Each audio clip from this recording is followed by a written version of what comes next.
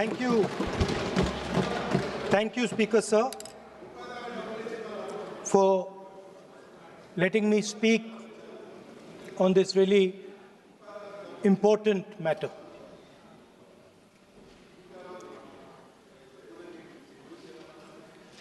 Speaker, sir, have you ever wondered why Mahatma Gandhi laid such emphasis on khadi? Why was it that he framed the entire Indian freedom struggle around the concept of khadi? And why is it that he only wore khadi? Because khadi is not just a cloth. Khadi is the expression of the people of India. It is the imagination, it is the sentiment, it is the productive force of the people of Aaj pehnaun khadi. It is the expression of the people of India. Speaker, sir, whichever state you go to, you will find different fabrics. There's the Himachali cap, Assamese gamcha, Banarsi sari, Kanchipuram sari, Naga jacket, and you will find that all these fabrics represent the people. When the people of Assam give you the gamcha, they're not just giving you a piece of cloth. They're giving you an expression. They're giving you a piece of their history, their tradition, their future, their imagination.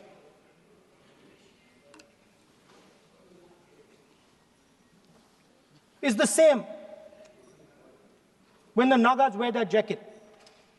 When they come and see us, they make us wear the jacket because they want us to be embraced by the fabric. But Speaker, sir, these fabrics are beautiful. But if you look slightly deeper and you look closely at the fabric, you will find that each one of them has thousands of little threads embracing each other. A Kanchipuram sari might have a golden thread, but the golden thread means nothing without the green thread or the yellow thread near it. The other thing to notice about the sari or any other fabric is that all the threads are equal. No one thread is superior to another thread. They all come together. The threads cannot protect you. The threads cannot keep you warm. But when they come together as a fabric, they can keep you warm, they can protect you, they can express what you have in the heart. Speaker, sir, in the same way, our nation is also a fabric. It's a fabric made up of 1.4 billion people, and the fabric is woven together by the vote. Let me repeat it. It is a fabric of 1.5 billion people, and it is woven together by the vote. Everything that we see, in fact, this house where I'm standing today, the Lok Sabha, Rajya Sabha, Vidhan Sabhas across the country, Panchayats across the country, none of them would exist if the vote did not exist. We talk with great pride about HAL, BHEL, ONGC, Tejas, Chandrayaan. We have a list of things we say. Not one of those would exist without the vote.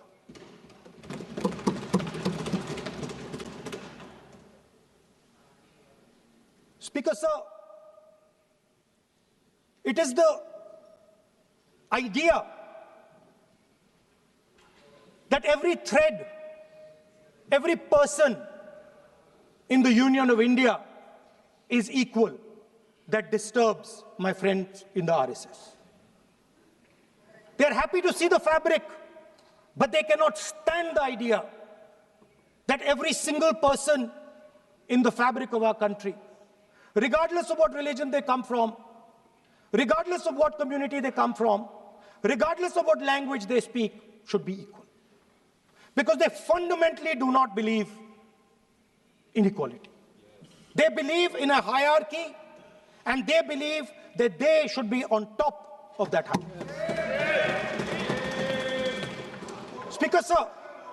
Speaker, sir, on the 30th of January, 1948, 3 bullets pierced the chest of Mahatma Gandhi.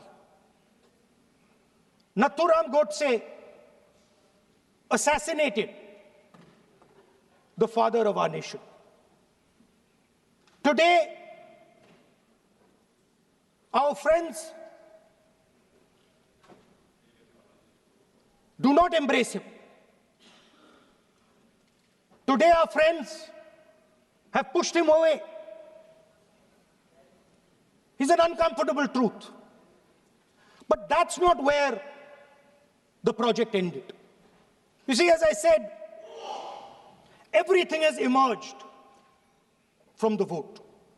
All the institutions have emerged from the vote. So it's obvious that the RSS has to capture all the institutions that have emerged from the vote. So the project, after Gandhiji's assassination, the next step of the project was the wholesale capture of India's institutional framework.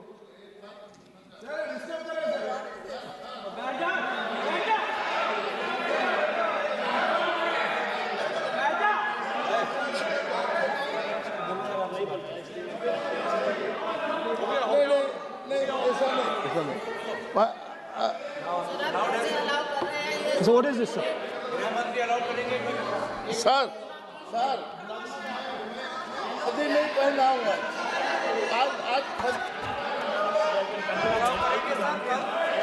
I'm doing, relax. मैं बुलाता हूँ। Please बैठिए। So, please.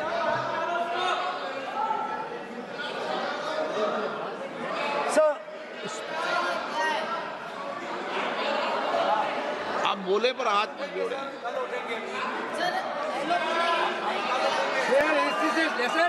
Sir, these are uncomfortable truths, but they have to be spoken.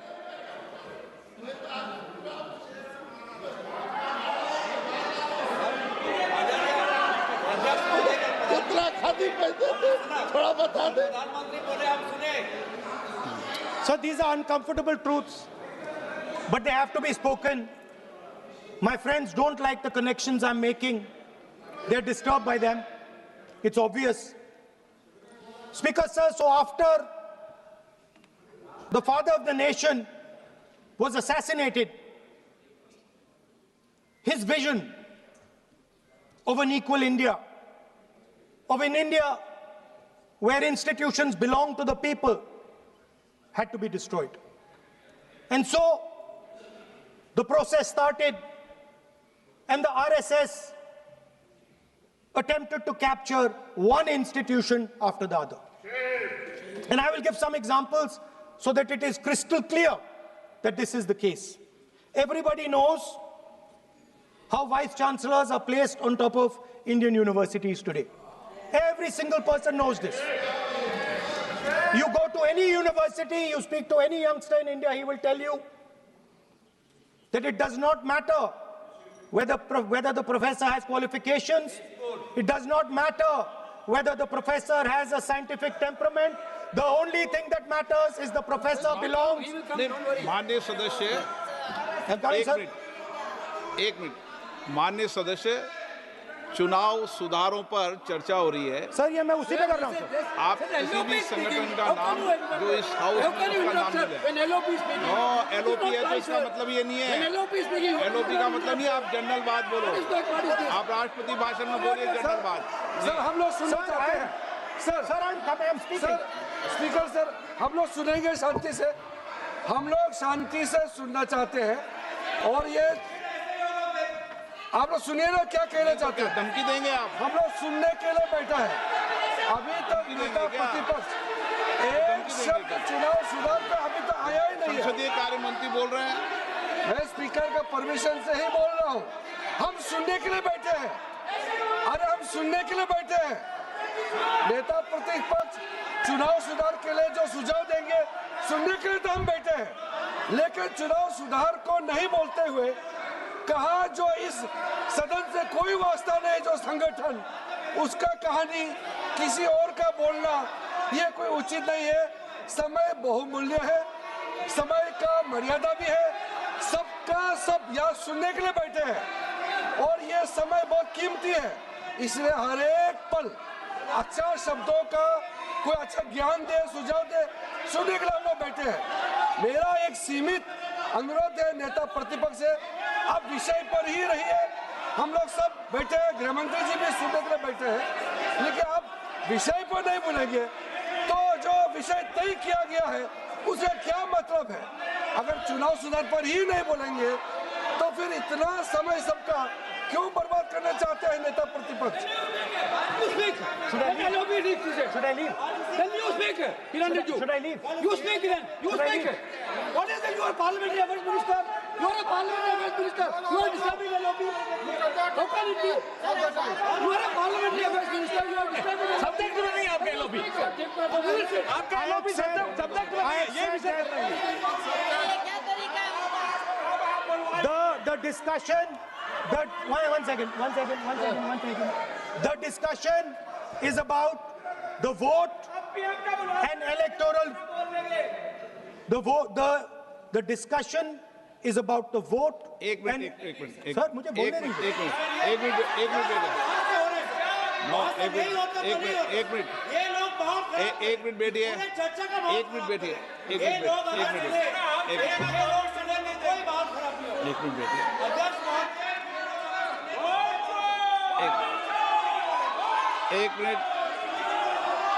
Minute बैठिए। माननीय सदस्य, मैं बैठे बैठे अनऑफिशियली बोल रहे हैं, उस विषय बोल रहे हैं। सदन की गरिमा को बनाए रखें। आसन को चुनौती देने का प्रयास मत करिए, ये ठीक नहीं है। Speaker sir, I want to make it very clear. Please. Speaker sir, I want to make it very clear. The discussion is about votes. The discussion is about the stealing of votes. The discussion is about the SIR, and I am framing my discussion about votes. Yes. And what is happening here is patently unfair. I am not being allowed to speak. I am being disturbed, and I put my protest here. I have done absolutely nothing wrong. I am talking about the subject. In order to capture the vote, you have to capture institutions. I am saying that institutions of India are captured, and I will come to the point, which is Election Commission is captured. So, the project of the RSS was to capture the institutional framework of the country, and I said how the education system has been captured. Vice Chancellor after Vice Chancellor after Vice Chancellor is placed not on merit, not on capability, not on scientific temper, but on the fact that he belongs to a particular organization. Second capture, which helps in destroying democracy, the capture of the intelligence agencies. We have the Home Minister sitting here, the capture of the CBI, of the ED, of the Income Tax Department. And the systematic placement of bureaucrats who favor their ideology and attack the opposition and anybody who chooses to oppose the RSS. That is the second institutional capture. And the third there are many more. I can go on. And the third institutional capture.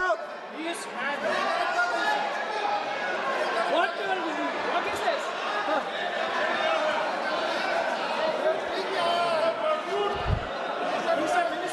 मानिए please मानिए. Yes, become Sunday.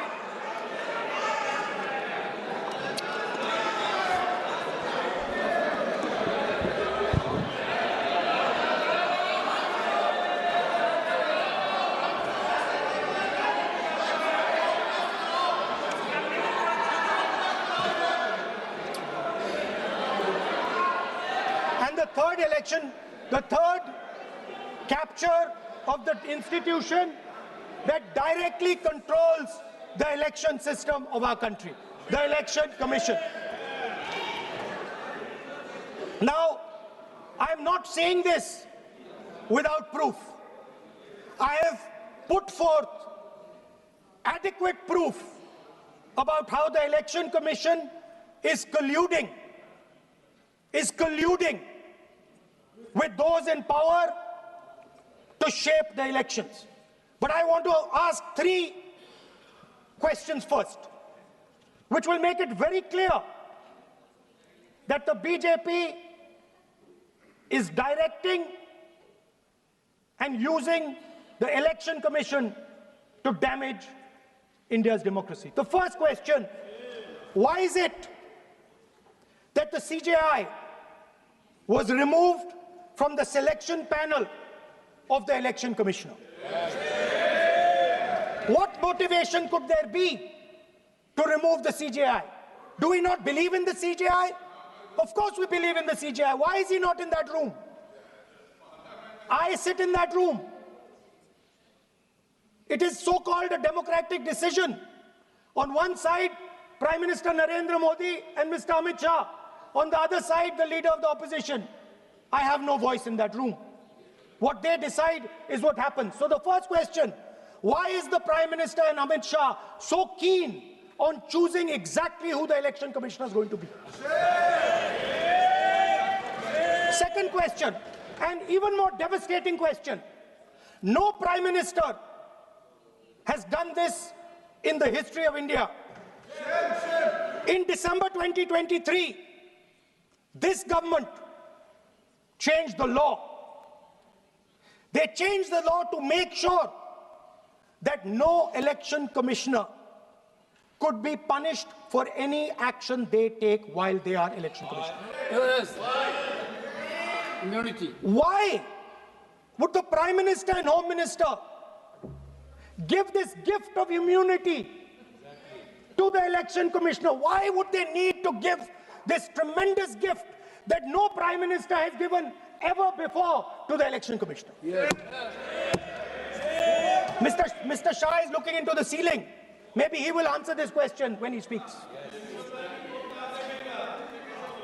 And finally, why was the law with regards to CCTVs and the data that they contain changed? Why was a law put in place that allows the Election Commission to destroy CCTV footage 45 days after the election? What is the need? The answer given is it is a question of data. It is not a question of data. It is a question of stealing the election. Now, what is the result of this institutional capture? What is the result of controlling the Chief Election Commissioner and the Election Commission? First of all, we have a set of election campaigns that are tailored for the Prime Minister. 3-month, 4-month, 5-month long campaigns are taking place. so that the Prime Minister's schedule can be fitted in to the program. Second, we have a Brazilian woman who appears 22 times on the voter list of Haryana. Please. No. 22 times this lady appears. एक minute please एक minute. आप नेता प्रतिपक्ष है, मैं इस तरीके से सदन की कार्रवाई नहीं चलने दूंगा। ये सदन है, सदन की गरिमा को बनाए रखें। आप सदन की गरिमा से बोलेंगे तो ठीक नहीं, जैसे सदन नहीं चलेगा। नो, गलत तरीका है आपका, नहीं होगा। आप ले रहिए,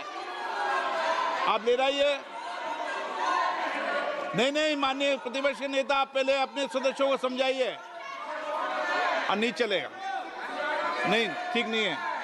नो, नहीं, बिल्कुल नहीं चलेगा। अगर आप सर माननीय प्रतिपक्ष के नेता, आप अपने सदस्यों को गरिमा समझाइए। सर, बट ये तरीका आप इतने सालों तक यहाँ पर हैं, ये तरीका उचित है क्या? सर, विरोध का तरीका होता है, लेकिन ये उचित तरीका नहीं है। तरीका इधर भी नो, उधर का तरीका क्या है सर? नो, सबका तरीका उधर से होगा, उधर से भी बोलेंगे, इधर से बोलेंगे, सब जगह से बोलेंगे।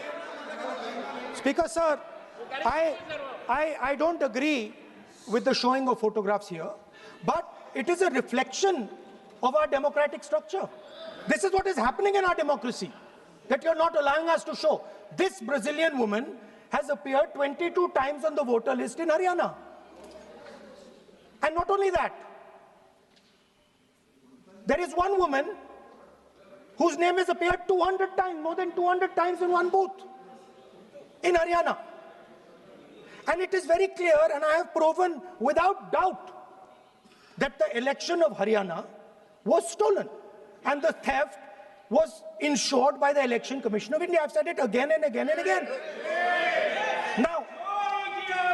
Now, nowhere has the Election Commission answered my questions. The Election Commission has not told me why this lady's picture has appeared on the polling list. They have not told me why lakhs and lakhs of duplicate voters are existing. They have not told me why a BJP leader is coming from Uttar Pradesh to vote in Haryana. These are straightforward questions. And there is clear proof which I have put in front of the country. Right? But the Election Commission has no answer to these questions. And that is the result of the complete capture of the Election Commission by the people across the aisle. By the way, you're talking about SIR in Bihar. Let me say something about SIR in Bihar. Why is it that after the SIR in Bihar, 1.2 lakh duplicate photos are existing in Bihar, in the voting list? If you've cleaned up the voting list, why are there 1.2 lakh duplicates in Bihar? And we've not just proven this about Haryana. We have proven this in Karnataka, we have proven this in Maharashtra, and I'm absolutely certain this is how you're winning elections in Madhya Pradesh, in Uttar Pradesh, in Bihar, across the country. Now, so what I'm putting on the table is, it is very clear that you've captured the institution. I've shown the mechanism of that capture. I'm also showing you how the Election Commission is doing things that are completely out of line. I'm not getting any answers. Right? So now let us come to how, when we're talking about electoral reform. Electoral reform is very simple. The point is, nobody wants to do it. The government doesn't want to do it. What does electoral reform require? What we've been saying. Number one, give machine-readable voter lists to all political parties 1 month before the election. That's the first step. The second step is take back the law that allows the destruction of CCTV footage. Very simple, not difficult. While you're doing that, also tell us what is the architecture of the EVM. Give us access to the EVM. Let our experts go and see what is inside the EVM. Till today, we have not had access to the EVM. We are not shown the architecture of the EVM. We're not physically allowed to go and see an EVM. Give us the architecture. Give us access to the EVM. And finally, please change the law that allows the election commissioner to get away with whatever he wants to do. That's all the electoral reforms you need. And I want to assure the election commissioner that they might be under the impression that this law lets them get away with it. Let me remind them, don't worry, we are going to change the law, and we are going to change it retroactively, and we are going to come and find you. Right? So this is the situation that the country is faced with. You know, everybody says to us, India is the biggest democracy. Actually, I was thinking today, we're not just the biggest democracy, we're the greatest democracy. And I'm not saying it just like that. I'm saying it, America calls itself the oldest democracy. But the democracy that weaves together the largest number of people, the largest diversity of people, the largest number of languages, the largest number of states is this. And so our most powerful asset, the thing that stitches together the entire concept of modern India, stitches together the fabric of modern India, brings people together, allows them to build this great nation, is being attacked by these people. They're destroying it. You know they're destroying it, I know they're destroying it, and they know they're destroying it. And I'd like to conclude by saying that the biggest anti-national act you can do is vote Chori. There is no bigger anti-national act that you can do than vote Chori. Because when you destroy the vote, you destroy the fabric of this country. You destroy modern India, you destroy the idea of India. So I'd like to conclude by saying vote Chori is an anti-national act, and those across the aisle are doing an anti-national act. Thank you.